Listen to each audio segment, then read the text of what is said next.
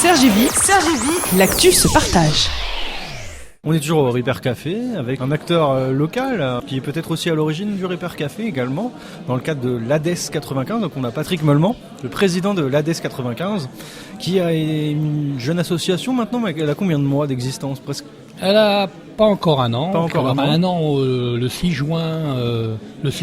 Elle est jeune, mais elle a déjà une histoire longue et importante parce que effectivement, l'ADES a permis de favoriser le Ripper Café, mais on peut dire un mot sur l'ADES, Association pour le développement de l'économie sociale et solidaire en Val d'Oise. C'est une association qui essaye de favoriser toutes les initiatives citoyennes de proximité, et toutes les associations coopératives qui ont envie de participer à un développement différent de la société. Pas uniquement basé sur le profit, mais basé aussi sur la solidarité, basé sur la mutualisation des compétences, basé sur l'humain. Remettre de l'humain dans la vie, c'est important quand même. Aujourd'hui, on parle de crise, on parle de plein de choses, chômage, mais on s'aperçoit qu'il y a plein d'intelligence, il y a plein d'énergie sur le territoire et qu'il faut des fois un petit coup de pouce pour que ça puisse vraiment se développer. Et le Ripper Café, c'est ça. C'est des synergies qui se sont développées, qui se sont trouvées. C'est Sylvie, c'est Kofi qui se sont rencontrés dans le cadre de leur vie associative, notamment autour du vélo, et puis qui sont à l'origine de ce Ripper Café aussi. Et donc l'ADES, comment elle a contribué, comment elle a aidé? Déjà, l'ADES 95 a été sollicitée par Kofi qui a découvert l'ADES il y a quelques mois et qui a envie de faire plein de choses, mais il a besoin, tout seul, c'est difficile de faire des choses, c'est difficile. Donc l'ADES est venu en renfort à utiliser son relationnel, utiliser ses contacts, utiliser son expérience, son expertise en organisation de manifestations pour aider cette initiative et puis pour prendre ce concept et puis aussi le développer ailleurs. Parce que l'objectif, c'est de ce Ripper Café à Vauréal, en faire demain à Courdimanche, en faire demain à Cergy, après-demain à Cergy, en faire un peu partout sur Cergy-Pontoise. L'objectif idéal, dans toutes les villes de Cergy-Pontoise, on fait un Ripper Café en 2013. Beau challenge, hein? C'est un challenge facile en période de crise, la solidarité, non? Oui, mais il faut trouver des lieux, il faut trouver de la communication, il faut trouver du bénévolat aussi. Pas facile, parce que les bénévoles aujourd'hui, ils sont tellement sollicités pour essayer de pallier aux carences de la société, qu'il faut essayer de structurer un petit peu tout ça, de mettre du lien entre tous ces acteurs-là, qui demandent qu'à se rencontrer, mais qui des fois ne savent pas exactement comment faire, ne savent pas où s'adresser. Parce qu'aujourd'hui, il y a plein de choses qui existent, on a perdu l'habitude de travailler ensemble. Donc l'ADES, c'est un peu son objectif. C'est créer du lien social. Créer du lien sur les territoires, c'est dire, on casse un petit peu les stéréotypes, on casse un petit peu les habitudes de fonctionnement, et au lieu de travailler de façon très très verticale, chacun dans son coin, tout vient d'en haut. Les gens qui travaillent dans la culture travaillent entre eux, les gens qui sont dans le développement durable travaillent entre eux, les gens qui sont dans la mobilité travaillent entre eux. Nous, l'ADES, c'est dire, sur un territoire, il y a plein d'intelligences qui ont des compétences mais qui travaillent dans des domaines différents, et on les met ensemble pour faire un projet. On parlait tout à l'heure du Ripper Café, on parlait du vélo, il faut parler aussi de l'autopartage aussi. Auto 2 a participé notamment en permettant, si des gens ont besoin de venir à Vauréal au Ripper Café depuis Cergy-le-Haut, par exemple, ou depuis ailleurs, et Auto 2 peut aller chercher les personnes pour les amener ici. Et aujourd'hui, comme tout est gratuit, ce sera gratuit aussi pour ces gens-là, pour venir entre le RER jusqu'à ici, tout sera gratuit, on ne les fera pas payer. Donc tout est gratuit aujourd'hui. Et c'est ça aussi le challenge, c'est redonner du sens au don, devoir donner aux gens sans rien attendre forcément en retour, uniquement parce que nous sommes des humains. Et ça, c'est important. En termes d'emploi aussi, création d'emplois, c'est difficile en ce contexte. Est-ce que l'ADES agit en la matière, oui, essaye? On a des Auto 2, par exemple, pour le moment, c'est on a créé un emploi. Un emploi de créer, mais c'est déjà une victoire, quand même. Oui, c'est déjà une victoire. Et on voudrait en créer d'autres. Alors, ça va dépendre aussi de la réussite économique du projet, parce qu'aujourd'hui, il faut que le concept de l'Auto 2 soit mieux connu pour qu'il y ait de plus en plus de gens qui l'utilisent, et moins leur voiture eux. Ce qui fait que demain, on pourra acheter encore d'autres voitures pour en mettre ailleurs. On a des demandes aujourd'hui pour acheter des voitures à Jouy-le-Moutier, Éradier, c'est fait, Saint-Ouen-l'Aumône aussi, Courdimanche voudrait bien avoir une station Auto 2, Conflans aussi. Conflans voudrait avoir une station Auto 2. Donc tout ça pour essayer de développer la mobilité sur le territoire de Cergy-Pontoise. Et on a même des demandes ailleurs que Cergy-Pontoise, à d'autres villes du Val d'Oise. si j'ai oublié les noms, mais Julien pourrait en parler peut-être plus longuement que moi. Hermont, Saint-Gratien. Saint-Gratien, Saint-Gratien, Hermont. Voilà des demandes où des gens nous ont regardés un peu en phase expérimentale et maintenant ont envie de participer à ce grand challenge d'un développement plus humain de la société. D'autres exemples d'actions de l'ADES, des rendez-vous peut-être à venir? Déjà tous les vendredis matins, on organise une permanence à Pontoise où des gens qui ont envie de créer quelque chose, un projet, une initiative, une action. Alors de quelle sorte? Ça peut être n'importe quoi. N'importe quoi. Aujourd'hui, il y a rien, on ne s'interdit rien. À partir du moment qu'on respecte des principes de l'économie sociale et solidaire. Pas de profit indécent, pas de marchandisation à outrance, uniquement du juste économique. L'économie sociale et solidaire, c'est une personne, une voix, c'est l'imitation des salaires, c'est le bénéfice qui est limité. Soit on ne fait pas de profit, soit on fait un profit très limité et qui est réinvesti dans la structure. Ce sont des concepts intéressants. D'ailleurs, il y a Julien d'Auto2 qui nous voilà, rejoint. il va pouvoir nous parler du développement d'Auto2. Il va pouvoir nous parler du développement d'Auto2 parce que Auto2 a participé à la création de l'ADES. D'accord. De quelle manière, Julien? Ça, vous avez créé l'ADES alors? Comment est-ce qu'Auto2 a créé l'ADES? Parce que on a participé, en tant que coopérative et structure de l'économie sociale et solidaire, Auto2 était particulièrement intéressé à organiser des événements sur le mois de l'ESS, donc en novembre. Et la création de l'ADES, elle s'est faite dans ce contexte-là. C'est en novembre 2011, plusieurs acteurs, dont Auto2, dont la Ligue de l'enseignement du Val d'Oise, ont monté un petit collectif d'organisation d'événements sur l'économie sociale et solidaire pendant le mois de novembre. Et comme ça s'est plutôt bien passé, on s'est dit, il y a besoin de se retrouver, il y a besoin de faire des choses ensemble.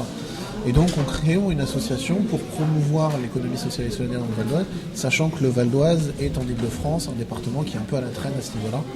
Donc, il n'y a pas de raison que le Val d'Oise soit en retard du point de vue de l'économie sociale et solidaire. Les prochains rendez-vous de l'ADES? Prochain rendez-vous de l'ADES, alors on a plein de réunions internes de groupes de travail sur les emplois d'avenir. Il y avait le PTCE, le là. Oui. Le pôle territorial de coopération économique. Alors c'est quoi ça? Le but, c'est la réponse de l'ESS au pôle de compétitivité, où on dit que nous, ce qui est prioritaire pour développer l'activité sur les territoires, c'est la coopération entre les acteurs du territoire. Coopérer, c'est coopérer, solidarité, et pas forcément c'est ça. se faire concurrence. Et c'est aussi que la richesse de la coopération, de la mise en réseau, du travail en commun, on pourra en tirer de la création de richesses économiques et sociales, et donc répondre à des besoins qui aujourd'hui ne sont pas complètement satisfaits sur le territoire.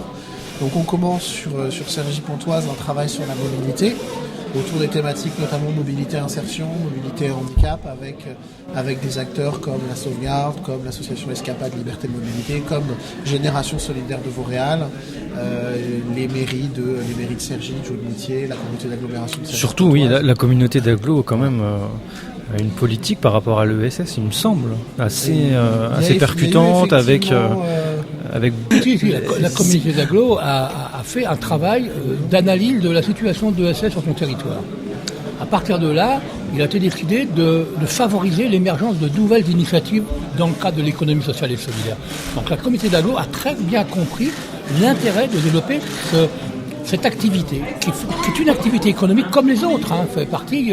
L'ESS n'est pas en dehors du champ économique de c'est 10% des salariés français, il me semble. C'est 10% de l'économie en France est classée dans le domaine de l'économie sociale et solidaire. Personne ne sait peut-être que les grandes mutuelles font partie de l'économie sociale et solidaire, que le crédit coopératif, que chèque déjeuner fait partie du monde le chèque déjeuner fait partie du monde de l'économie sociale et solidaire.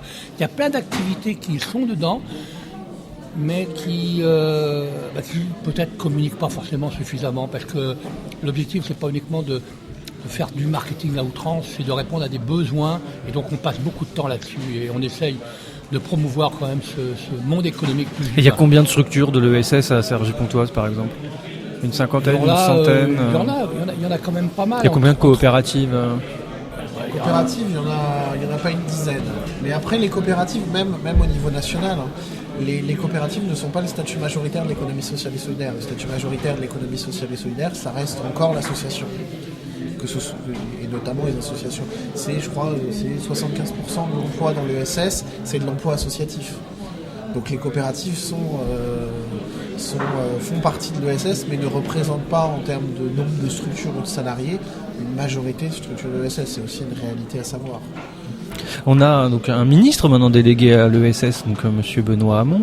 On a l'actualité aussi en ce moment pour l'ESS, c'est les emplois d'avenir. Des emplois d'avenir à signer à Auto 2 ou à l'ADES Nous, on y réfléchit après Auto 2. Sur la question des emplois d'avenir, c'est qu'on est dans le champ concurrentiel et donc le dispositif est peut-être moins intéressant pour Auto 2 que pour d'autres structures, mais clairement on y réfléchit et on participe aux réunions et on est les premiers à promouvoir le dispositif des emplois d'avenir. Parce que les emplois aidés pour les associations, c'est quand même quelque chose de très bien. Qu'est-ce que tu en penses, Patrick, par rapport à ça ?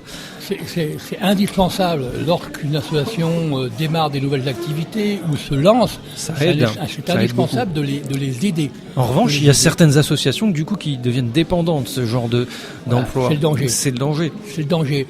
Donc il faut quand même que les associations profitent des coups de pouce qui leur sont donnés, mais ne peuvent pas vivre uniquement sur les coups de pouce. Je crois qu'il faut que les associations se pensent dans leurs projets, savoir comment on peut valoriser les prestations qu'elles font et savoir facturer au juste coût.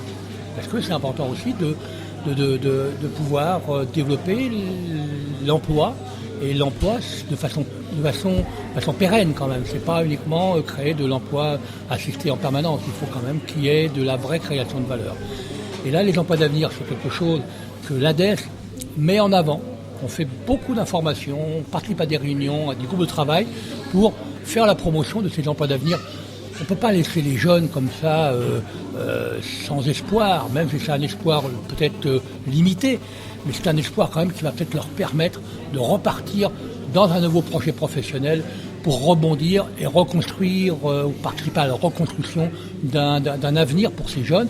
Il y a trop de jeunes qui aujourd'hui sont sur le bord de la route, et si la société ne prend pas le temps de s'arrêter pour les reprendre par la main, pour les remettre dans la société, eh ben c'est dangereux. Et l'ADES justement participe à ce challenge qui est de faire connaître le dispositif des emplois d'avenir, le mettre en avant, accompagner des gens qui seraient intéressés pour aller sur les dispositifs des emplois d'avenir. Pour terminer, peut-être sur le mois de l'économie sociale et solidaire qui s'est déroulé en décembre 2012. Novembre 2012. Oui, elle s'est clôturée le 1er décembre. Exact. Vous serez aussi sur 2014 2013. Oui, 2013, pardon. C'est les élections qui... On commence les réunions de préparation du mois de l'ESS 2013. Parce que tous les ans, il y a le mois de l'économie sociale et solidaire. Tous les ans, ça existe. Et cette année, on va essayer de faire encore plus que l'année dernière. L'année dernière, c'est 34 événements dans le département. C'est une augmentation importante, même si c'est encore petit. C'est une augmentation importante du nombre d'événements.